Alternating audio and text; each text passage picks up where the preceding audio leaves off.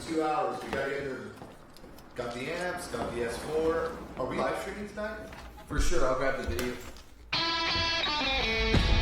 in 5 minutes. Let's get a mic check. Got it. Videos online.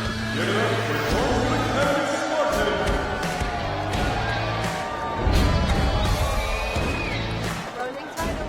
Switching to camera 1. Video's ready. We're live.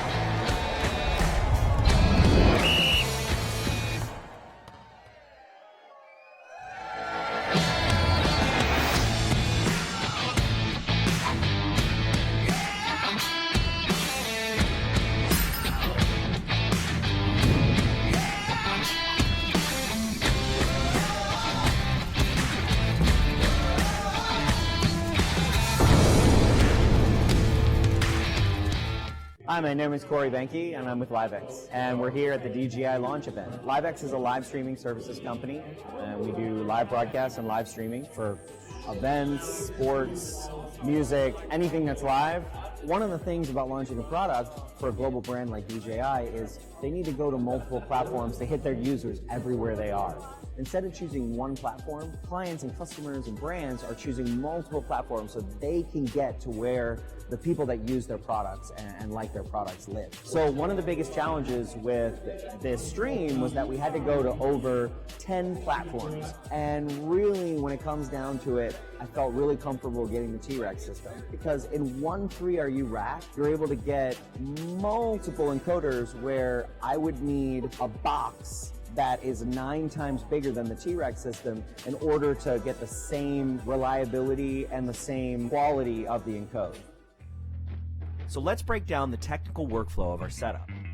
We ingested the program feed with English audio into T-Rex cards 1 through 4 and programmed with Chinese voiceover audio into cards 5 through 7. Because this was a high-profile event, T-Rex helped us ensure maximum redundancy. We had each card encoding at different resolutions and bit rates for backup. The English language feeds were sent to a Sputnik server on the East Coast, while the Chinese language feeds were sent to a Sputnik server on the West Coast. We did this to reduce the latency of our transmission to China.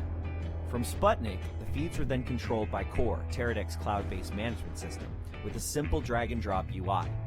Streams were deployed to a variety of platforms. In the US, DJI's Facebook page, YouTube channel, and main site. In Europe, to DJI's local Facebook page. And in China, to DJI's official site, Youku, Weibo, NetEase, Yakai, and Tmall. One of the things that I really like about Core is its simplicity and ease of use. By using T-Rex with Core, we're able to constantly monitor the stream, see the health of the system, see where our problems are, see how the bitrate's doing. And one of the nice things is that you control the end-to-end experience. You control the encoder, you control the Sputnik servers, and you control the decoder or whatever platform you're going to. It's really simple to drag and drop onto your encoder. So I see all my encoders, and then I can see all the destinations that I'm going to. So I can have my primary backup, like everything in one UI. Before, I would have to have a monitor for every encode station. So at the end of the day, I think it's a really good solution, especially when you need multi-distribution. In live streaming, there are no second chances. We have to bring it. Our clients expect us to deliver a stream to millions of people worldwide. There's a lot of time, there's a lot of effort, and when it comes to manpower, when it comes to redundancy, when it comes to reliability, that's really what we're looking for in the tools that we use every day. Using T-Rex and Core today, we were able to give our client DJI global brand exposure for their new tiny Mavic drone. And it was an amazing success.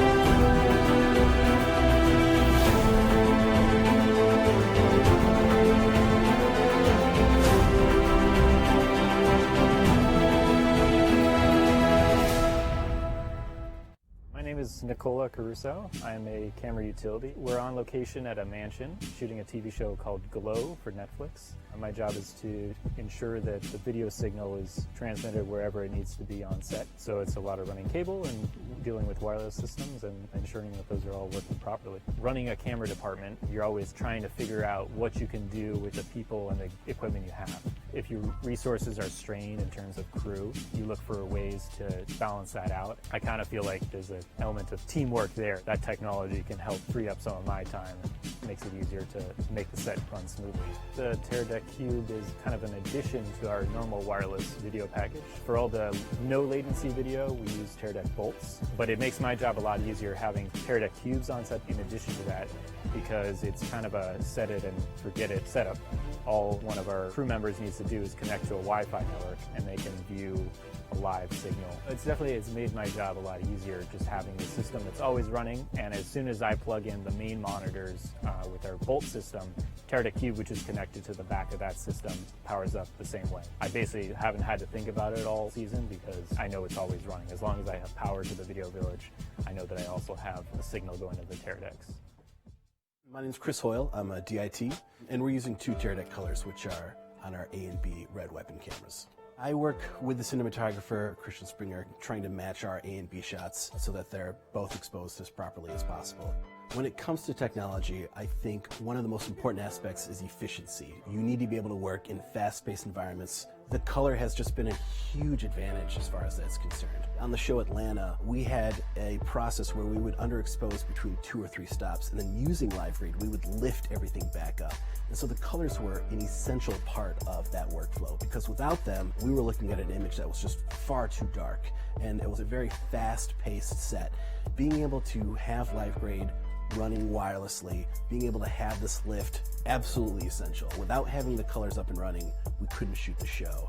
Being able to live grade is becoming an essential tool for DITs. Before the Teradek color, live grade was really more of a studio solution. Before with live grade, if you were using an HD link system, that was a hardline cable system. And when you are on location and you're moving around a lot, having an all wireless solution just adds a layer of efficiency that wasn't attainable before with live grade. As a DIT, technology is constantly changing. We're always making investments in new hardware to adapt to an ever-changing presence on set as far as our responsibilities are concerned. And I feel like Teradek really took it to the next step as far as a Wi-Fi wireless solution.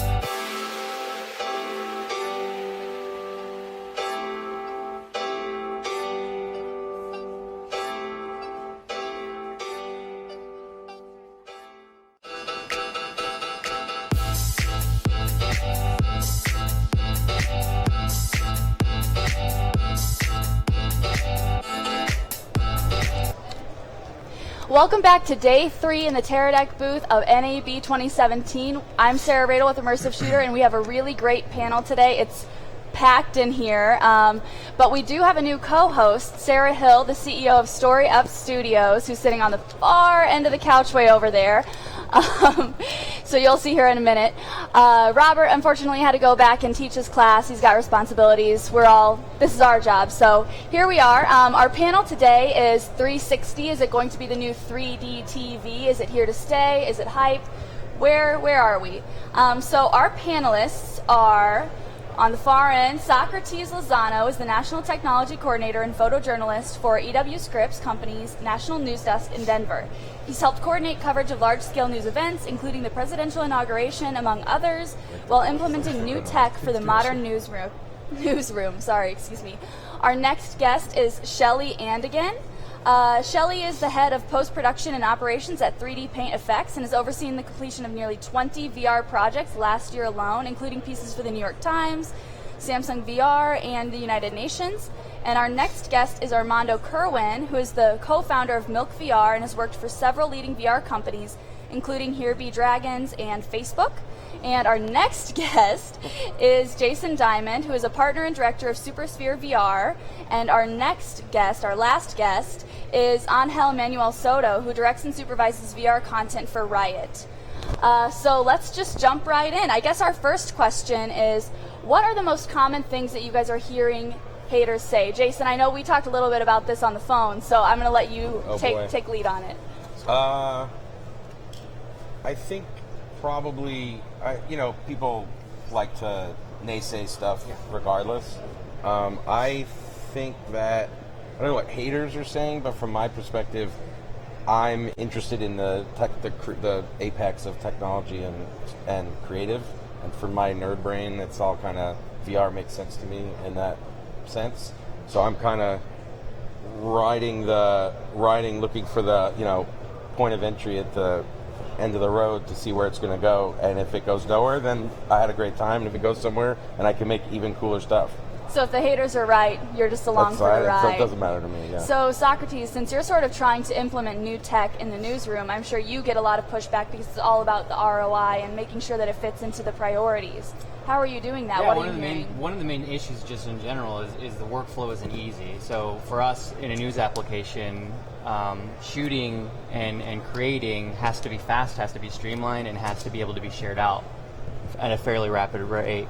360 video, from a creator standpoint, is a lot slower process to handle. So a lot of people have very valid points when it comes to, like, it's dumb, it sucks, I don't understand it. Putting on a headset right now is still super clunky, but there's something organic in the mobile experience. I don't like the headset experience. I think it's cool sometimes, but I don't like it at all. I don't like the feel of it. But on the production side of it, there's something more organic of doing a 360-degree story and gathering a 360-degree story that you can't get when shooting 2D traditional video. Like what? Can you give me some examples? Yeah, one of the comfort level of subjects. I don't know what your guys' experiences have been, but anytime I'm out getting a story, I feel like I have to work harder when I shoot a 2D story, because you have all this equipment, you have talent, you have producers sometimes, so there's a lot going on. So basically everybody that's around, they can't really relax, right? Because you have this huge camera, you have this huge crew sometimes, and so there's a lot going on. So people try to act normal, but they can't because you're just in the way. But a 360 camera, depending on the story that you're doing, you set it and forget it for the most part. So it's easier to interview people. People relax a lot sooner than they normally would, because it's kind of like a work in progress. You have to get your subjects to trust you, and I feel like they trust you a lot easier when you're shooting a VR story as opposed to a traditional 2D story. Interesting. Angel, what do you think about that? Have you had ease like interacting with your interview subjects? Has that been difficult? Well, at Riot, when doing with all these documentaries and all this stuff, we like to spend time with the subject a little bit before sticking it right on their faces. So when you start developing a little bit of relationship, it comes natural, like he says.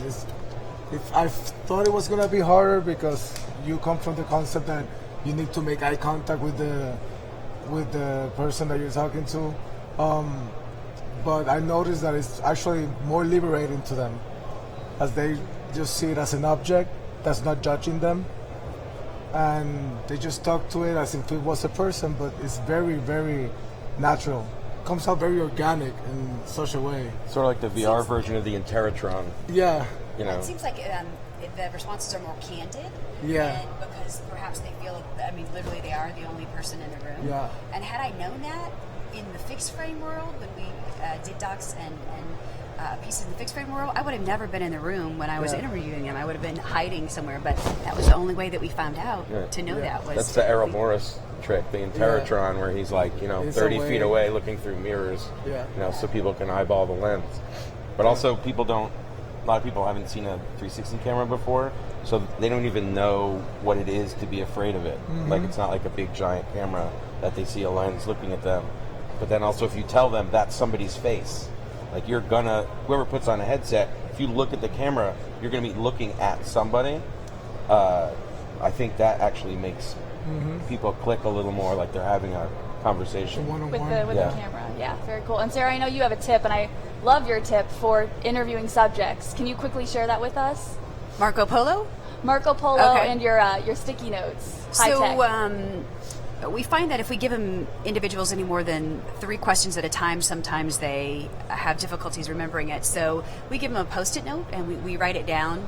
But also we found that when we're hiding in bathrooms, behind rocks, in the jungle, wherever, that you didn't know when they were finished because you couldn't always monitor that audio remotely. Sometimes you could, but sometimes you couldn't. So you would wait there, and they would just wait there standing at the camera for literally 2 minutes. So there was no indication to know when the other individual was done. So we developed a system, and we tell our interview subjects, when you're done, say Marco, and we'll yell Marco, and we'll come out and say Polo. And that indicates that you're done with the interview. It feels less rude than I'm done. So who has heard from haters? Like, who is getting pushback from the people you're working with for your 360 content? Anyone? Or is everyone just in agreement? On a daily basis? No, there's a lot of things. The media in general is still trying to find its place, and especially when it comes to real-world journalism, it's a very hard space to navigate in general. I think until the resolution gets good enough. I remember last year GoPro was showing off some sort of VR experience, and the way they framed it was, hey, put this on, it's going to totally blow your mind. I'm like, oh, sweet. I put it on, and I watched it, and I was super disappointed. And by the end of it, he's like, so what did you think? All excited. I'm like, well, if this was 1994, I would think that was kind of cool, but this isn't 1994, so there's a lot of work to be done that we still need to do, but the potential is there. But if I'm experiencing that as an end user, as a creator, and appreciating the art of storytelling, what is everybody else thinking from the general public? So the experience isn't there yet. Yeah. Armando, have you found it easier to sell 360 as you've been moving forward, and there have been better experiences coming out, and more people are engaging in it as a founder of Milk VR? Well, I work in a different part of the industry, so I work with big brands that have the budgets to do a different scale of production. So our work generally has been, whether it was at Facebook or Here Be Dragons or Milk VR, has been kind of more well received because we've had a lot more to play with. But as far as 360 is concerned, it's true that some people wonder if it's enough. And the reference is 3D televisions, or 3D movies. You could say those never caught on because they only improved movies 1%, maybe, or something. Maybe not, but it wasn't this amazing, next level type technology. And the reason, I have 2 things to say about that. One, perhaps it wasn't enough of an innovation, but also it didn't really affect the way we told stories.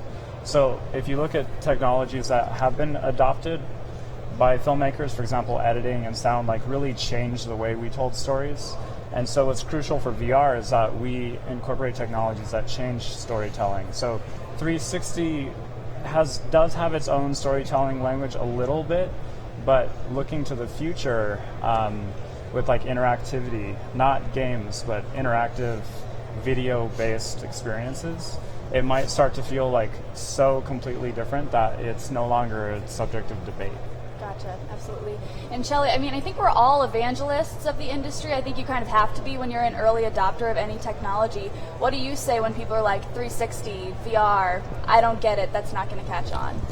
Well, I think all these gentlemen were speaking to the fact that a lot of people question, is this a flash in the pan type of technology? Is it like stereo, where everyone's, oh, it's a new shiny toy, and then a couple years later it's only really theatrically applicable? Is that what's happening? I think the difference here with VR is we have not only tech being pushed by companies like Samsung and New York Times actually, who are kind of providing the public with incentive to get headsets and consume content, but we also, on the content side, have a lot more creators behind this medium that are kind of, pushing it forward. Whereas in stereo, it kind of took a really long time, and that's why consumers were kind of like, I'm not really sure I want to spend the extra money on a whole different TV when there's like 2 channels that I can actually use it for. So it's a little bit different with VR, and I think that's what we're all hoping, is that whether it's gaming or 360 content, that it will be kind of a really big splash, and that it's a new way of storytelling, like Armando said. I think from an analytics standpoint too, there's data to show that immersive media is more engaging than fixed frame or flat media. Not only in likes and shares, we know that it's shared up to 7 times in the browser, even not in a headset. And that there's a lot of peer-to-peer sharing going on. People will pass it off to people in person, not just share online. And also, even from the brain perspective, at Story Up, we're story nerds with brain nerds, and we're looking at what these immersive media experiences do to the brain. And flat media has a different brainwave pattern than immersive media. So when you're looking for engagement, the brain doesn't lie. Interesting. I think I think you had an interesting point, just stuff that I think about, which is one of the reasons I think 3D didn't catch on is because it's really hard to achieve ubiquity with a single-use object like a 3D TV. That's it, really, and that's really the only thing it does, right? VR has multiple uses. Like a phone can do VR and can do 40 other things, and you always have it on you, right? Your PlayStation does 40 other things. It also does VR. So there are value adds that help VR, and there's also tons of parallel development. Like computers are going to get better regardless of VR. Phones and screens, displays and processing, they're all being developed to get faster regardless of VR, but VR could take, advantage of it to move forward faster. So I think the ubiquity is what helps it move forward, not single-use type things. And I'm going to poke the beehive here and ask, if there was one thing that's going to prevent 360 VR content from taking off, what do you think it would be? I want some hunches. Be honest, be real. It's time to get real. Distribution and delivery, really. I don't know. I mean, the headsets are the limiting factor right now. Yeah. But to your point, like Samsung, Google, Facebook, like these are very large companies, and they all want to sell as many headsets as possible, and it's distributed. It's not just, like you were saying, it's not just about one version of this being like the 3D. So I personally think that it's going to reach a point in the future where there are lots of people with headsets. What's your hunch? When will that be? Look into your crystal ball. Well, they're all taking a different approach, but like Google is doing a lot of good work right now as far as making cameras that are accessible to a lot more creators, and hopefully the next step will be to look at the other side of the market and figure out how to increase the number of headsets. And Daydream is their platform, and they launched their first headset a few months ago, but every Android phone in 2017 so far, every single one is Daydream compatible. So they're, again, going to multiple manufacturers and things like that. There are about 2 million active users right now, monthly active users with headsets, which obviously is nothing compared to what like we're used to talking about. But hopefully it'll be more of an exponential curve. You know, like there was the hype cycle and it kind of ended, and now we're entering steady growth. And the question is it going to go like this or is it going to go like that? We don't really know. Yeah, so it's sort of baking it into what people already have before they even know that their phone is VR capable. So when they're ready for it, they're ready for it. So talking about the need for so much content being a really big challenge in the industry, I know, Shelly, you're talking about post-production, which is one of the most frustrating parts. You've got, you're trying to fit it into an existing newsroom structure, Socrates, and then, Riot has done a wonderful job. So I'd love to hear from the three of you, like, what are the biggest challenges you're facing to build the content so that people want to buy a headset, want to watch this? Well, part of that is you have to bring the media to where you get the most eyes, and right now that's on broadcast. So there's kind of a disparity between broadcast because this experience is more of a digital experience, right? To immerse the audience in it, you have to post it on digital, but you want to engage with people. That avenue to do it is on broadcast. So one of the challenges that the EW Scripts company faces is how do we bridge that gap? How do we do an immersive story, create an immersive story, and then show it off within the broadcast group? And that's one of the challenges is kind of bridging that gap. So you can create and you can air an immersive story on broadcast, but the presentation of that has to be different. So that's one of the things that we're challenged with right now is trying to figure out the best way of doing it to give the audience an incentive, saying, oh, that's kind of cool, I like what I see, I'm going to go on digital and experience that. And so we're starting on a small scale, but using our broadcast platform to try to introduce a new set of audience to immersive storytelling. That's awesome. Yeah, we pretty much flood social media with content. At first it was like, let's just get it out there so that people can see it. Sorry. Then we started finding out that the gimmick of the 360 was not enough. So now we need to focus on the storytelling aspect of it. So let's try to make it very good, very engaging, so that people will actually watch it more than 3 times, share it. So that took a little bit more time of the pre-production. But now people are getting used to the quality, so now you need to up the quality. So there you go, some limitations with the camera or parallax lines, or like a little bit more time on the stitching. So therefore, quantity shrinks a little bit, but quality goes a little bit up. So you kind of like have a balance right now. We were doing something with Google called the turnaround. We had to like release a breaking news in 48 hours, all shot with the jump. It needed to be like, we went to Haiti, shot. Like from the moment we shot in Haiti, it needed to be published in 48 hours. So we managed to do it. We did like the first one in 48 hours, then you do a second bigger piece in a week. So there's like, it is possible with algorithms like the jump algorithm and all those cloud stitching helps a lot. But and still, fast internet connection. And fastest internet, yeah. No, we had to like literally fly from Haiti to Miami, try to send it from Miami. So. And how many hours of sleep did you get within that 48 hours? Oh, dude, none. Yeah, absolutely. Yeah. But it was kind of, the adrenaline was cool. Yeah. And you can do it like once a month. Yeah. It's like a 48-hour film festival. That's absolutely one of the challenges. You know, in the broadcast world, traditionally, I mean, you can turn a story pretty quickly. Yeah. And so it's educating the people that we work with. Oftentimes, it's like, hey, I'm going to send you. I went to Gatlinburg after the fires devastated the town there, and my news manager says, hey, we're going to send you to Gatlinburg, and we want that story the same day. And I'm like, I could try. I was like, but realistically, I could maybe get it to you the next day. So I pulled an all-nighter. Conversion and stitching took the longest time, and then I jammed through the story, and then I exported out, and it was ready to go by 5 a.m. that day. I didn't sleep at all. Keep in mind that 3 years ago, like when we were starting, it used to take us 5 months. Yeah. Actual 5 months to make a 5 to 10 minute film.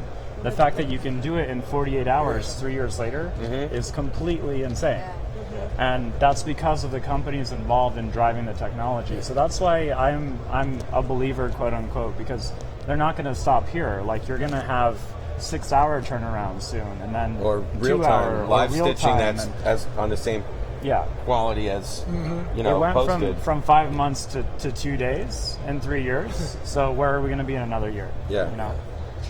I wanted to speak to something that you all touched upon, is educating clients and just people in general who want this kind of product. That's one of the biggest challenges that we have, because people are so used to this quick news type turnaround that they don't quite understand the technology, so they don't understand the work that goes into it. And like you said, just the processing alone, just uploading the data sometimes can take days and days for just a short, like 4 or 5 minute project. So that, depending on where you are, but that to a major company, they don't quite comprehend that, and a lot of times we're trying to be forced into like a commercial type format when that's not what this is. You have basically film quality footage, that kind of output that's being requested of you, but on a more massive scale, because you're shooting with 2, 4, 8, 16, maybe even 24 cameras, depending on which camera rig you're using. So just that much data that is involved, that much work that to extrapolate it and to actually stitch it together. If you're using a live stitch, that's still going to take time, to just download it. But then if you're using a team like we use at 3D Paint Effects, you have artists that are perfecting the scene crossings and things like that on projects that we've worked on together. You could see it's very different from like a news feed where you're not so much caring if some background person is kind of morphed. But of course on something that's major like what Armando works on, they're not only that, but they're like, this hair is a little bit off, and you're like, wait, this is a totally new medium. What do you mean?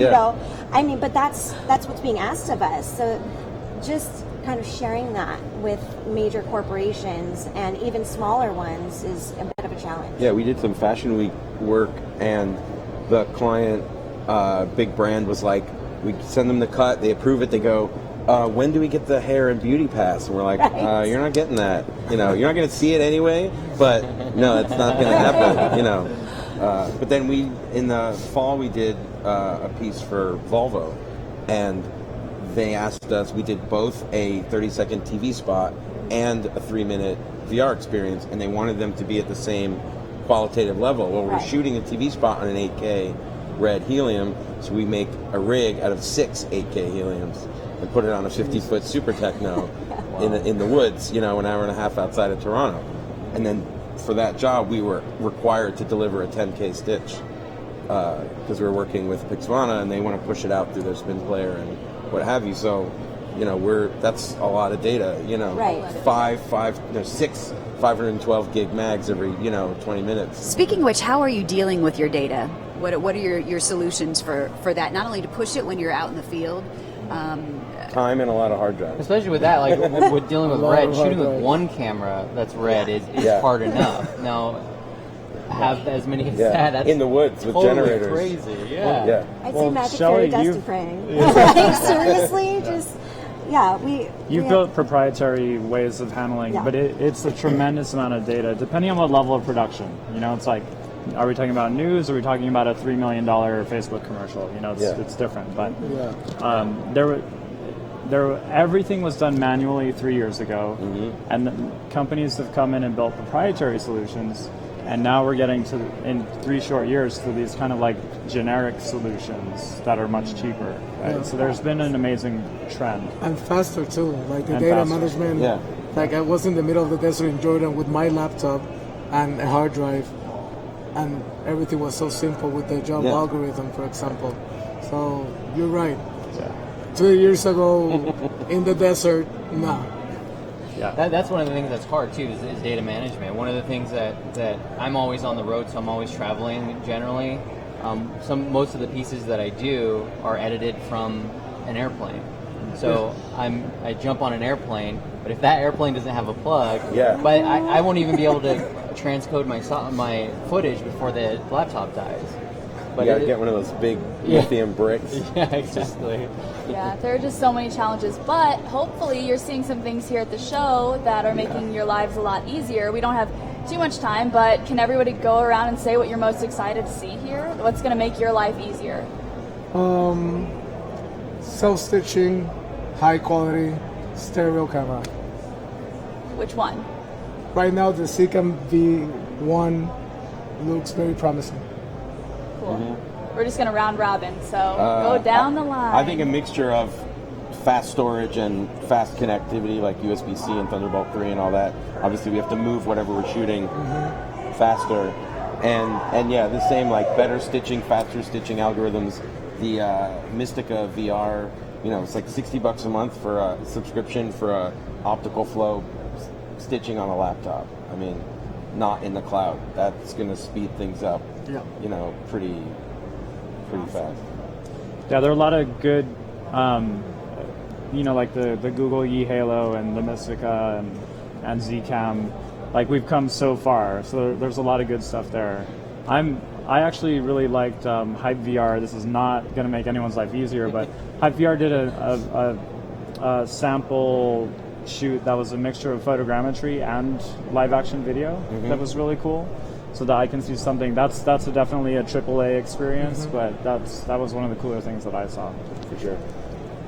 I think definitely what we were touching on earlier as far as data, just having increased speeds in computers and enabling us to wrangle that data will be great. And I'm actually interested in seeing the creativity in some of the VR tech side companies, just like little things that they're working on, making titling, more seamless. Even that, something as simple as that can be more complicated in 360 because you have to worry about warping and things like that. So there's lots of little things here that are exciting. Yeah, for me the Zcam is interesting from a quality standpoint, but internal stitching is super important for news workflow. Compression is super important.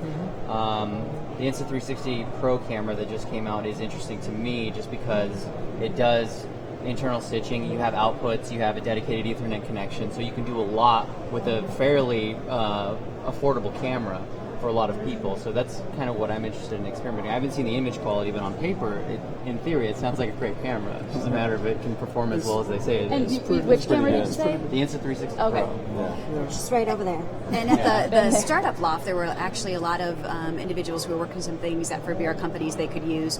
One was solving for compression. And I don't know if you guys saw the Firefly light, which is an LED circular light that fits around the tripod. I think it sold for like $2,500 or something like that, which, who knows, you might be able to just take LED wrapper lights and wrap it around with some duct tape and call it good. There are some productions who have already done that, actually. Right around there. But it was fascinating that they had come up with a product for that. I also thought the footage from the Zcam V1 was very impressive. They're stereo. They shot in dark on the Las Vegas Strip with no post-prod, and the stereo was very comfortable.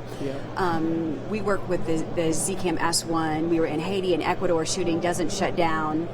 So it's fascinating to watch their products and see. Yeah, we just had it in India for a week, and like all the Gear 360s were shutting down and melting, and the S1 never turned off. Yes, and he was saying that the heat coming off of it is a good thing because it means the heat sinks are working. And so we shot with it in Danakil, Africa, which is the hottest place on Earth, literally, and it was fine. Well, I think one thing that I will definitely take away is no matter where we are, you guys are always pushing 2 steps ahead, whether the industry is ready for it or not. So there's a lot of great content out there. Thank you guys so much for joining us. We're out of time, but stick around and let's talk. We got lots more best practices to share. So thank you for tuning in. We'll be back with Alexander Jenny from Color in a minute.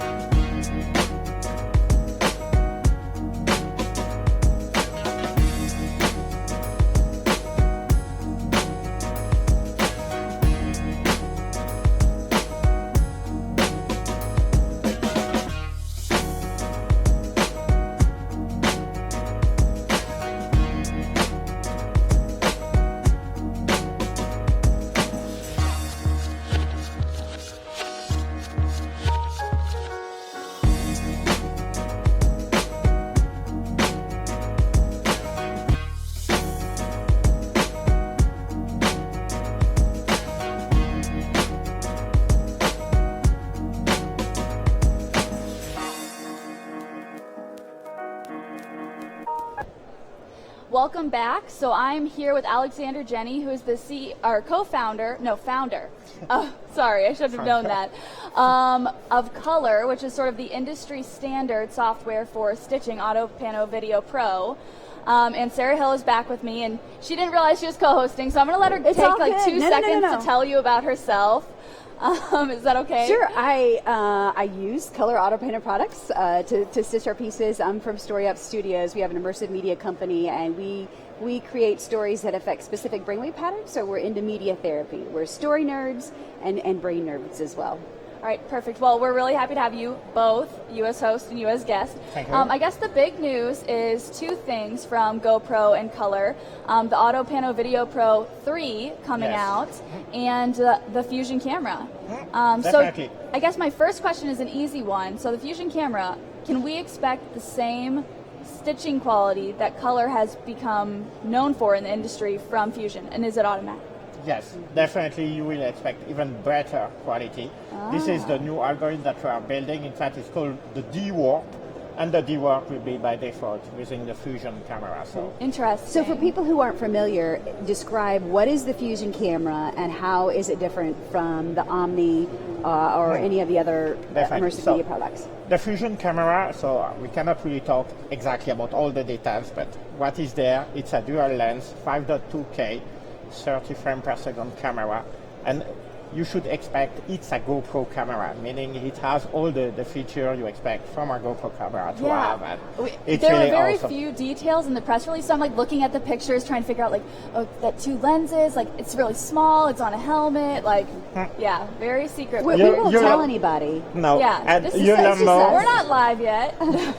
No, you you learn more during the following weeks and months, and it's really an awesome product. Patience is in fact a virtue. I was waiting for that product to come out since a long time. So interesting, very cool. Well, that's exciting. And I guess the second thing is on AUTOPANO Video Pro 3 coming out. Talk about the de-warping feature. I think we got to see it at commercial break, but I want to hear it straight from your mouth. So definitely, when you have any type of rig, the Omni or other camera rigs, you always have the problem of having the camera. The camera doesn't see the object that are around you exactly from the same point of view, and that causes a stitching artifact, which is currently the big problem with processing 360 video. It takes time to fix this small stuff. By default, AUTOPANO, the current version, does already a really good job, but at some point when the object is really close to the camera rigs, it's complicated. So the D-Warp is a new technology. It's a depth analysis system that allows you to really do the stitching and adaptive stitching around the seams that fix most of the stitching artifacts. So with the Omni, for example, before you have a radius that would say after 2 meters everything was great. Now it's probably more at 70 centimeter radius that everything is great. It's really awesome. And one good point here, it's not like other approaches, it's time consistent, meaning it works even if the camera has a motion traveling in the car and stuff, which is really different from the other approach that cannot handle that case. How is that going to change things for you? Yeah, well, I just had a question, specifically about control points. Is the workflow still the same when it comes to stitching in AUTOPANO with these new features? Are you still using control points and masking in order to manipulate the in fact, it's compatible with the both systems. So you have stitching state still in AUTOPANO Video 3 that will say, here I'm indoor, I will make a template, and that template will be good for most of the case for indoors. And then when you go outdoors, you will create another state with new control points, stuff like that can create a new registration template for the outside. On top of that, then you can apply the warp. That will fix the remaining part of this control point. So you will need to have far less number of states along the timeline than before. Perhaps one inside, one outside, and the warp does the rest. Because if you have any movement, it's like your timeline is all these all the dots. You have really a lot of states. So we even tried just to have one state and just using the D-Warp alone. Most of the time it works, but it's better to have perhaps 1 or 2 or 3 states for, let's say, 10-minute video, and then the D-Warp on top of that, and it will fix the rest. Yeah. Do you think there's ever going to be a time where it's all in one software? Right now, you have AUTOPANO Video and you have AUTOPANO Giga, and one is the left hand and one is the right hand, and you're going back and forth between between them. Yes. And sometimes it opens, but if you haven't updated the other one, then it doesn't open. You need to update them. Yeah. So will there ever be sometime when it's just all one piece of software that they communicate? Yeah, so that's a really good remark. It has been a hot topic at our support. In fact, the fact that we still need to have AUTOPANO Giga to be able to edit the control point. While we are in AUTOPANO video, we want to stitch a video. In fact, it's just a question of the amount of resources we put on the developer part to be able to create a new control point editor and to be able to have that into AVP. That was the big problem here. It was simpler to reuse a brick that was already there in a separate software. So we don't need to do it again on the second one. So, but we definitely know that this is a problem for some of our users. So we are making what is needed to be able to have a link that is less needed, I would say. Okay. So with this dewarping feature, the field order, first field order, third field order, does that change any of that workflow? No. Or does that option still exist to select between? Okay. Yeah, it still exists. And it's a final pass on it's like when you use the output of AVP2 and you apply a new pass on that will fix automatically. It's like an NLA plugin that you can have that just do everything there. But it's integrated in a good way. You have preview, so you can already see what is going to be before you do the final rendering. It's really, really great. Okay. Maybe talk about licenses too. Sure. What does the license cost, and how many machines can you put that on? So AVP and all color software, in fact, this is really what we agree. It's a user license, meaning when you buy a license, you have a license, and you are allowed to install it on 2 computers, because many of our customers just have a desktop for high performance rendering, but also on laptop on the field to be able to prove directly on the field the footage that they just capture. So this won't change, and our upgrade policy for the people that already asked, I answer that question really a lot on our booth. It's usually it's between 30 to 40% of the initial price to upgrade to a new major release. AVP3 is a new major release. Time frame, before you ask the question, is around July, and the alpha version that you can try with your current 2.x key. You can try it and do some work already. It's in 2 weeks from now.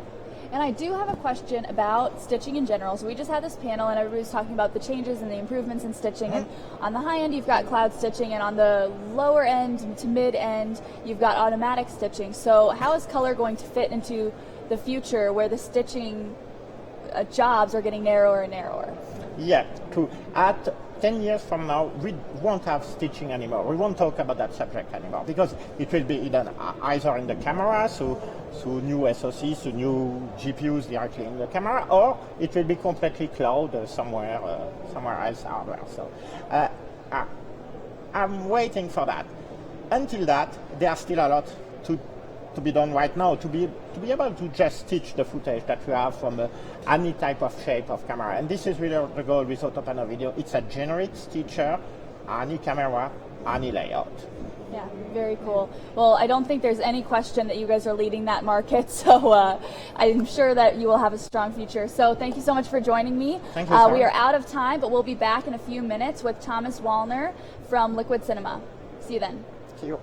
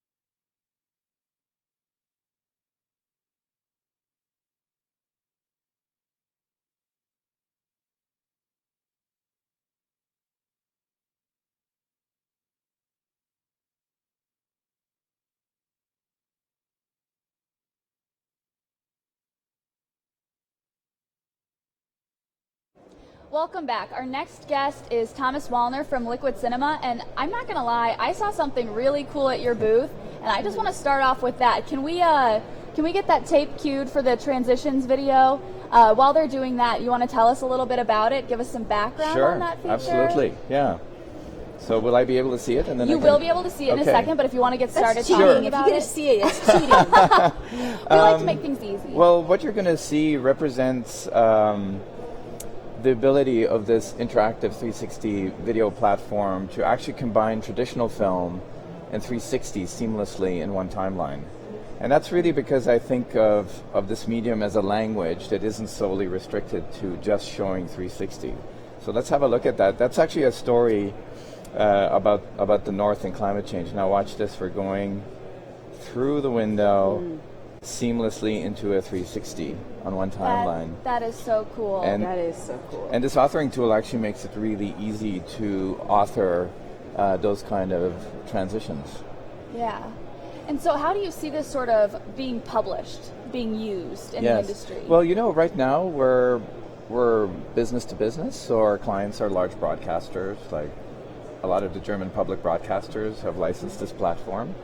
But what we're looking into now is finding a way to roll it out to the creatives, the people that we ultimately built this for, in a way that's affordable. So while I don't want to say anything concretely just yet, but there will be some stuff coming up later this year. Very cool. So for people who aren't familiar with Liquid Cinema, I talk about it all the time when we are talking about VR because it's such a crucial tool as far as attention.